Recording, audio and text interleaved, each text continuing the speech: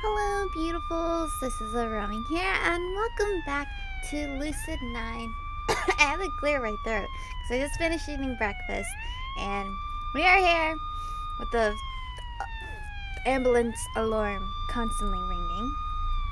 How awful. At least they all look okay. We can't do anything about it. Let's go.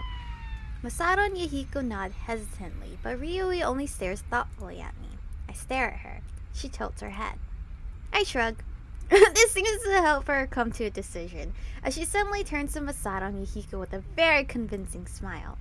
Hey Masato, Yahiko, why don't you guys head on back? I got something to do really quick. Masato opens his mouth, clearly confused, but Yahiko elbows him in the side and shakes his head ever so slightly. What? Say, we better get back before your curfew. Hold your horses, I was gonna ask. Come along, peasant. Your king commands it.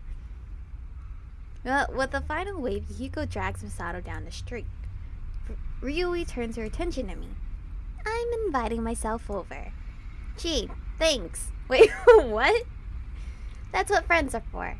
Despite the smirk on her face, I catch her glancing at the ruined bus. I can't find it in me to argue with her. Sure, I guess. Did she realize I was, like, sad or something? We switch our route to a different street, remaining silent as we pass by 3 more police officers. No, look at the little stuff beside my, wait, is that thing on top of a trash can? Is that GFC buckets? Like, we reach my apartments without much difficulty. It's a pretty decent place at a low price. A lot of academy students are known to live here due to its close proximity to the campus. I feel like the music's insanely loud.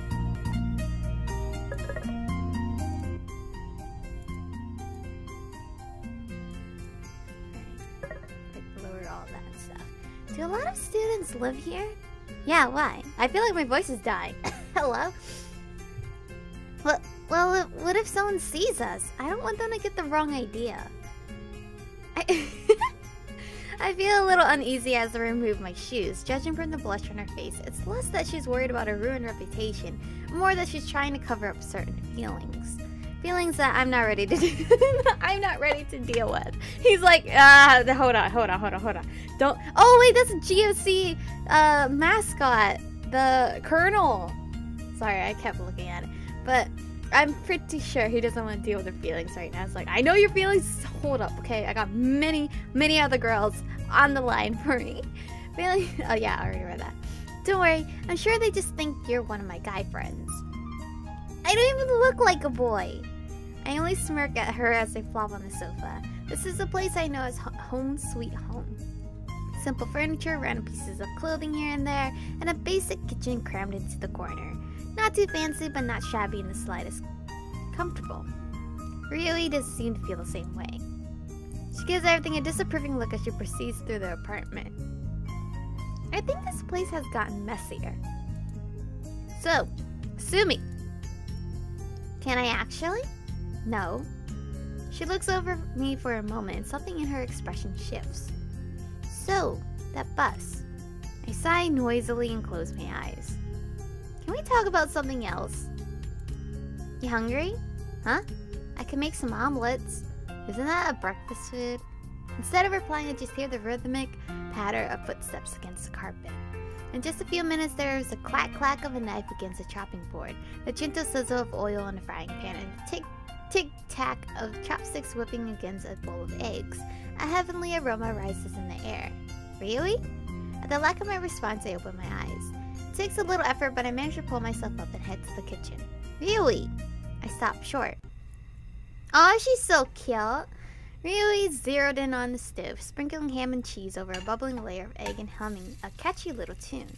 The apron tied around her waist should be way too big for her, but somehow it looks perfect.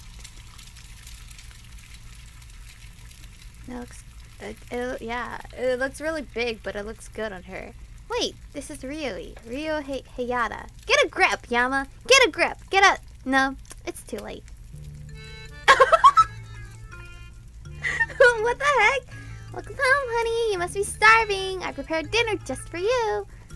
Wow, I'm so lucky for marrying such a wonderful woman, not to mention adorable. Oh, sweetie, I'm the lucky one. Look at your chiseled jaw, your beautiful eyes. Can I please see my guy? Like me? Me, Kate, the main character? I'm not the one who's a work of art, baby. What the heck? Well, why don't you have a seat, Pumpkin? Dinner is almost served. There's a lot of pet names going on at once. My game froze. Is it okay now? No. Okay, I don't know why it froze and didn't load up the previous thing. I simply can't wait to taste your delicious food, Angel. What would you prefer, darling? Dinner, a bath, or me? What the kind of options are those?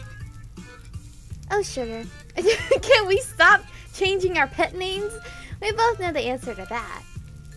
In that case, love, the first course will be... Your lips? Stop! You guys are so stop. Fish related to thin air. Brings really neat.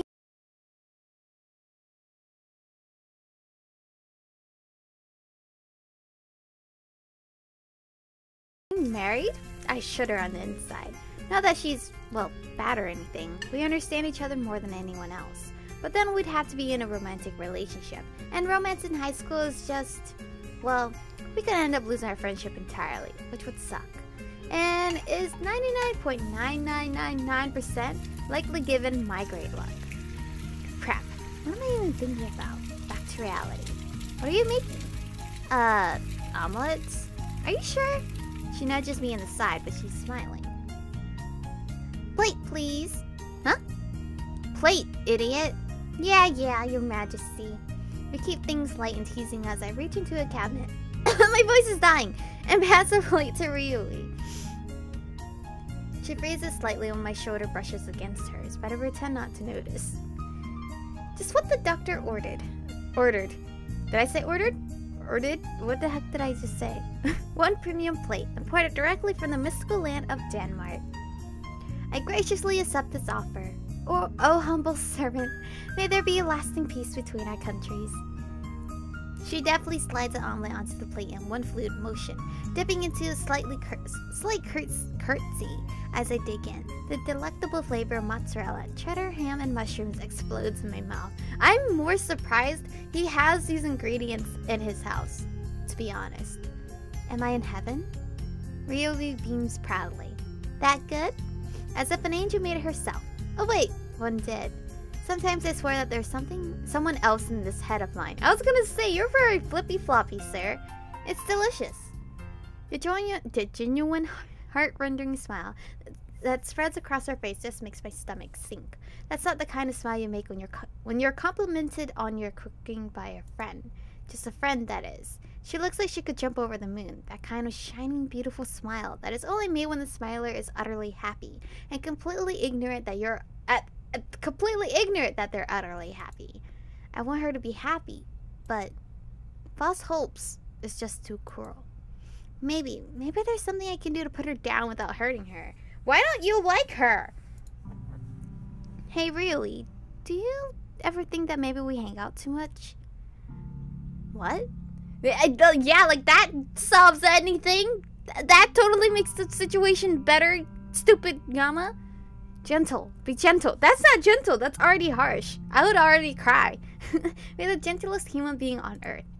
Except the thing I'm quite possibly worse at is being gentle, obviously. You know, high school is a time to explore, especially since we're getting ready for university. So maybe we should be spending time just, you know, looking at other things, going to events, stuff like that. You're telling me that you're going to an event with people? I'm saying that we shouldn't be together so often. Her face immediately falls. Damn it! I already know that my words have hit her harder than I've intended. After all, pretty much all we've been doing for the past 10 years has been hanging out. We were each other's only constant amidst new locations, new schools, new friends. That one firm foundation that's there until the end of time. If you separated Ryui from Yama and Yama from Ryui, I'm not sure what you would find. To have me, who's always been relying her, leeching off of her, suggests that he wants to go on his own way and do his own thing. Well, it's awfully short-sighted and ungrateful. But I guess that's what I am, really. Because I'm too scared that Ryui would truly honestly end up falling in love with me. I think that's too late. Not that I have any clue why she would, but insurance. Insurance is key. Well, I mean, you would eventually fall in love with someone that you spend so many years with. Look, I appreciate this, but I'm not a kid anymore, you know? I can take care of myself just fine. That's not true. Like, I know the place needs a good cleaning. I don't need someone else to tell me. I attempt to soften the blow as much as I can. I like hanging out with you, but when it comes to this point, I think... I'm so sorry, Yama. I didn't mean to offend you. You... What? I wasn't trying to replace her. I freeze. Who's her? This has gotten intense now. A sudden pain fills my lungs like I'm breathing in fire. My vision spins for a moment and... No, I fight it. Then it's gone. My knees suddenly go weak and I stagger forward, quickly catching myself on the couch. Ryu rushes forward, but I quickly throw out a hand. This? You see this? You're being a burden now. Wow. Wow! The words are too harsh. I regret them as soon as they slip out. Can you just let me think right now? It's what I've always said whenever I want to be alone. Well, and truly alone. The need to think has nothing to do with it, and Ryu knows this. I'll be right out. Goodbye. To make her feel this way is despicable. The back of my mind congratulates me with a cry. Well, you got what you wanted. She'll make some other friends now. I silently watch Ryui as she slips on her shoes and abruptly fixes me with a pleading look. See you tomorrow? Because she wants to know that everything will be okay. Because she wants everything to return to normal. I should go the whole way. I should say no. Probably not, or maybe we'll see. Instead, I send an automatic smile. Yeah. See ya, Ryui. Have a good night, Yama. Do I have, like, another head? Another brain in my head?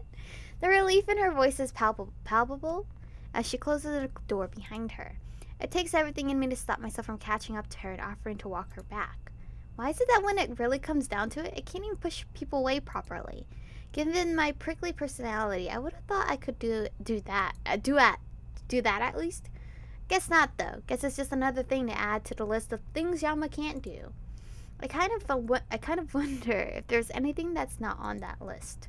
I sit up, kneading at the tense knots in my shoulders. Technically, I need to study tonight, but before that, I should try to wind down. Let's watch that mech thing. I should maybe save this. I don't know if this is a huge point. Okay, but boot up the computer, open the browser, go over Mecher. There we are. I am Jay Graves, the president. Many oppose me in my choices, so I must deal with the resistance the only way I know how. Governor Mecher, mobilize! Whoa, whoa! The screen explodes into action as a teen in an oversized suit leaps off a building, landing in a flashy somersault into the open palm of a giant robot. The robot lights up and strikes a pose with noted jerky movements, as if animated by stop motion. The beginnings of an adamantly catchy opening song are abruptly cut short with sudden chanting. Give us axe? Axe? I was gonna say AX. Axe, President Son. We want axe. President Son. And suddenly President Jay Graves is on the ground, his giant robot pet nowhere in sight. Strange. Was that a dream sequence or just bad editing? The president turns around, the camera pans out to reveal that he's standing in a broad field of wheat, reminiscent of old samurai movies. At the other end stands a guy in some hideous recreation of three different cosplays, swirl-eyed glasses perched on the end of his nose, and a flannel headband embroidered with a giant heart wrapped around his unkempt hair. What business have you with the fine country of Asurima? The guy lowers his picket sign, which is half in English, half in Japanese, and steps forward, pushing his glasses up his nose. Bakuna's name is Otakabu. Otakabu, sorry. Keep it memorized, ne? President-san. Speak English, then. I am no gaijin. You just have no appreciation of foreign culture. Culture? Yes. Yes, Japan. Anime. Manga. Sushi. They're all the world's ichiban. Ha. I don't know. It's America backwards, guys. It needs none of your poison. It needs righteous gathering. It needs righteous gatherings, hunting, barbecues, country fairs, and extreme sports and golf clubs. That sounds boring. None of these weeaboo shenanigans. Wait, aren't you Japanese? Boko a double weeaboo, of course! Double weeaboo! Whoa, flashes of American colors. A weeaboo of American culture who are weeaboos for Japanese culture. Why, that's genius! Ataka thrusts his picket sign up to the sky. Of course it is! Our glorious Nippon and genius! Land of the rising sun. I don't know if I'm pronouncing these words correctly. Approve our anime expo president's son and no blood will be spilled. Over my dead body. Then over your dead body it will have to be. He reaches into his backpack, which is blanketed with stickers of various anime figures, and throws a long rectangular pillow at President Graves. The wheel of fate is turning. In a poorly green screen sequence, the pillow begins to transform into a giant doll in a Lolita dress with a wig of luscious purple hair pulled tight over its head. If I squint, I can see that its face is dulled with exaggerated blush, eyeliner, and lipstick. It's an atrocity to the eyes. No! Don't you dare hurt my Daringu? Yes, hold up my waifu! President Graves flails his arms in struggle, but the doll grips him tightly. An easy task, considering that it's roughly 3 times his height. President Graves stares in disbelief at the towering Femme Fatale, or Fatale? Whatever. Which languidly. Dude, what are these words? Blinks back at him with 2 looming painted eyeballs. It's too big for me. What sort of shenanigan is this? My waifu! The very best, like no one ever was. Mo of the highest level. In a sudden burst of energy, President Graves throws the doll off of him. Waifu? Mo? This is Acerima! He reaches into his oversized suit and pulls out a trumpet from nowhere, playing a very out-of-tune military review. They, the people, need no waifu. Okay. They need a true Acerman hero. Captain Acerima, mobilize! The field backdrop crumbles to pieces as a teenage guy in a skin-tight wetsuit bursts onto the scene, swinging a pizza pan spray painted in red, white, and blue. Chugging behind him is the president's mech in all its red, white, and blue with an eagle motive still animated in awkward stop motion. For liberating freedom of speech! He leaps into President Graves' mech, which isn't the president. Why isn't the president using it himself? And promptly pulverizes the waifu into the ground. Then he suddenly stops, one face on the mech, still raised high in the air. Wait, if Acerima has freedom of speech, shouldn't a Takabu be able to hold an anime Why are you thinking? Public school should have whipped you by now. Oh, right. With a casual shrug, the mech hoists a Takabu over his head, spins him around a handful of times, and hurls him upward. A Takabu is blasting off again! He disappears with a twinkle into the distant sky. President Graves nods triumphantly, clapping the dismounting captain, Acerima, on the back with a steady hand. Good night, Acerima. May you sleep in peace. His phone gives a gentle trill as the credit begins to roll. Hello? Hey, girlfriend! You need to, totally get over here. There's, this big meeting and, people want you. Okay, I'm allowed to do that voice. Thank you, assistant. Farewell. Bye-bye! The phone clicked shut and... Wait, was that Hiko's voice? He did say that he was the president's aide. What? What? I'm never gonna let him live this down. Oh god. I hope you don't hear the beeping. You probably hear the beeping. And Ace. Where are they? Well, it's time to study. I dig through my backpack and crack open a few books. This year will probably be really intense with the entrance exam coming up and all. I should really close the window.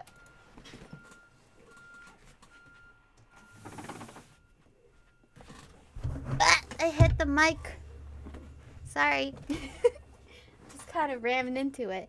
Might as well do a little work. It'll be more of a pain to deal with nagging teachers than the work itself. After engrossing myself for some time, I checked the clock. It's 11. Good enough. Maybe I should have just apologize to Ryui tomorrow. Indulge myself in our friendship. Let everything go back to normal. Yeah, man. Let nature take its course, because obviously you two are meant to be friends for so long. Selfish of me again, but maybe this time I should just be selfish. Hello? Was that blood? I'm not down for that. Why is it so bright outside? Why is it already 8:30? I leap to my feet, scrambling to put my clothes on and tear out the door. It's kind of a weird thing. I'm not even a good student. In fact, I'm pretty much every teacher's nightmare. Being in a rush to get to school isn't like me. Maybe it's because there's a difference between choosing to ditch and ditching by accident. One is your conscious decision and the other is not. Highly descriptive, I know. I'm told that my essays are a joy to read. By the time I actually enter the classroom, it's already 8:42 a.m. The teacher glances at me from his periphery, but surprisingly enough, he doesn't try to humiliate me. In fact, he doesn't make a single comment. It's as if I wasn't late at all. Elizabeth, I don't like Elizabeth. Why is she so snobby and mean to me? What did I do to her? I'm just a class clown. Leave me alone. Elizabeth, on the other hand, is wearing a prominent glare as I slip into a seat. She keeps her mouth shut, but her face radiates with disapproval. Like, who is she? She's not even my friend, you jerk. Yahiko nudges my foot and gestures frantically. Dude! His voice spits out in a hurried whisper. I lean over to hear what he has to say. What? Of all days of late, you had to be late. I said that too fast. You had to choose today? What? Was there a pop quiz? There was a pop quiz? I'll take that as a no. Dude, I'm talking about that cutie over there. You missed her intro earlier. What intro? Oh, right. Yahiko likes Elizabeth. You can have her. I don't want her. He gestures vaguely on the back of the classroom. I sneak a peek when I'm sure that the teacher isn't looking. Oh, who is she? She looks cool. I find a girl sitting by the window. Ugh. Typical anime scenario, by the window. Head delicately turned against slender fingers as she examined something in the distance. It must be nice, because in my high school, there are no freaking windows. We were just all walled out. In ordinary circumstances, I might have thought her to be gorgeous. After all, she matches the ideal of traditional beauty to a T. Silky hair, porcelain skin, delicate lips, the whole 9 yards. But instead, I only find myself thinking, what the hell? Promptly followed by who, what, when, where, why, how. Very intelligible, I know, but how else am I supposed to react with an old friend? Oh, it's your old friend? Oh, whom I haven't seen in ages, just randomly walks back into my life. Not only that, but as a transfer student to my school, on the very last year I happened to be there. Her eyes snapped to mine, but before I can see her reaction, I quickly whip back to the front of the classroom. Maybe I'm seeing things, but maybe it's not really her. There's no way it can be her, right? I reluctantly tuned my hearing back to the teacher, who seems to be in a very enthusiastic rant about technology. Surprise, surprise! This generation is wasting away from being glued to dead pixels every waking moment. Well, today, I'm not having any of those newfangled contraptions. We're returning to trusty pen and paper. As the class erupts into groans, he scribbles 3 words on the board with his stylus. Your dream job. Isn't that hypocritical? You're using technology right now, teacher. They just won't give us a break, will they? Furthermore, the teacher's deactivated her tablets and is currently handing out sheets of lined paper. Handwriting? Really? As Yahiko passes a stack of papers to me, he leans close. So what do you think? I think I'm tired of writing about my non-existent future. Huh? I was talking about the new girl! Oh, right. The new girl. Was her name Mizaki Kazihaya? Kazihaya? Mizaki's her name is Zaki, by any chance? How did you know? So it really is her. I never thought I would see her again, much less in my own classroom. Oh, I know. You must have some sort of psychic ability. What? I mean, how else could you have known her name? Can you read her mind too? What did she think of me? How he came to that conclusion is beyond me. Nevertheless, this seems like an excellent opportunity to screw with him. It'd be a shame not to. I press my fingers to my temples, pretending to tune into Mizaki's thoughts. Oh, I see. What? She has a huge crush on you. Really? But... Yukiko shakes his legs impatiently as I pause. How can he be this gullible, bro? Can you stop thinking for a second? I keep getting interference. Huh? Oh, sorry. He scrunches his face in concentration. Now you're thinking of not thinking. Wow! You really can read minds. You doubt my abilities? No, I just... Shh! I'm getting something. Yukiko clenches his mouth shut. I rub my temples, mumbling under my breath. It seems she has a crush on you, but... She doesn't think he had the courage to talk to her. Yukiko puffs out his chest as if he were presented with a challenge. As if anything can deter the great Yukiko Ikari from approaching such a beauty. Yukiko, this is a writing prompt, not a discussion prompt. Focus on your own assignment. Right. Sorry, Teach. He immediately regains his composure and starts scribbling messily on his composition paper. That was oddly quick. I mean, his dream? He already told us his dream. It's easy for him to write it. I take a quick glance around. My classmates are hunched over their desks, some writing fiercely, some staring awkwardly into space. The most avid one is Elizabeth, who's already on a second page, her lips moving furtively as her arms blurs down her paper. I'm not surprised. She retains this naive belief that she can actually control her future. I can't wait for life to prove her wrong. Mizaki, on the other hand... Wait, what the hell kind of pose is this? On the other hand, has completely thrown away any pretense of studiousness, choosing to text under the desk with one hand while simultaneously pretending to write with the other. That's pretty impressive, actually. I don't like this pose of hers right here. It's making me feel awkward. I take a quick pinch around the arm to check my state of consciousness. Not dreaming, apparently. It's Mizaki Kazihaya in the flesh. 5 minutes! Right, the assignment. What did the teacher say? Dream job? Write 1 page? I stare at the prompt on the screen as if it'll prove an answer. Meh, I don't want to deal with this. I definitely set my pencil to paper and scribble my response. 1 page. Wow, nice. As morning classes log on, I feel a very prominent gaze burning into the back of my head. I refuse to turn around, trying to piece together my thoughts. Should I approach her or not? When the bell rings, Yukiko immediately tugs on my sleeve, his face shining. Dude, I'm gonna talk to her. Who? The new girl, of course. She must be the shy princess type, waiting for her Prince Charming to sweep her off her feet. Who better than me to make her dream come true? I think you mean nightmare. Well, good luck with that. You're not coming? Why would I? Surely Yukiko Ikari wouldn't be suggesting that he needs help from me. To learn, of course. I worry for you, man. You may end up a spinster. A spinster your whole life. You haven't snagged a single date in all the time I've known you, because I don't need one. Well, neither have you, but I won't mention that. Or the fact that spinsters are exclusively female. So, are you coming? I am, I guess. At the very least, this will be a chance for me to see what kind of person she's become. I really hate that pose. Look, her head, it looks so huge. Yukiko swaggers over to the side of Mizaki's desk, expertly raising a single eyebrow as he flips his hair out of his face. Because, I mean, she's leaning forward, I guess.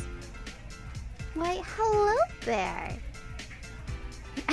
I brace myself for a slap or a headlock in response.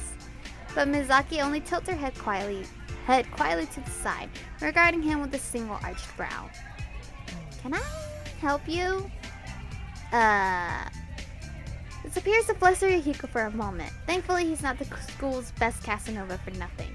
Which honestly really tells you something about the quality of our Casanovas. Actually, yes. You have a map, because before you can even finish the sentence, Mizaki's fingers whip around her phone with the ease of long practice. A 3-second splash, she pulled a campus map onto her screen and shoved it in front of his face. Here, where in particular are you looking for? Oh man, I thought she was just ignoring him, but she's actually pulling a map for him. Wait. Oh, are you also a transfer student? Oh, she's more bubbly than I thought. What? That certainly would make much more sense. I was just thinking, it's a little strange that a student would be asking me for directions since I just transferred here. But I should have realized. You must feel the instant connection of a fellow transfer student. When did you come here? Wait, this is a big misunderstanding. I'm trying to hit on you. Oh, I see. 7 out of 10. Oh, I would rate that 2 out of 10. Huh? I rated your approach. You didn't even introduce yourself. Why did you give him 7 out of 10 then? That's pretty high. You're right, how careless of me. I am the one and only Yahiko Ikari. Surely you've heard of me. I highly doubt that. You would by any chance happen to be the Yahiko Ikari from Governmecker? The president's aide? That Yahiko Ikari? Oh wait, she watches the show. Yahiko's chest practically doubles in size. Wait, what? Indeed I am. Are you by any chance a fan?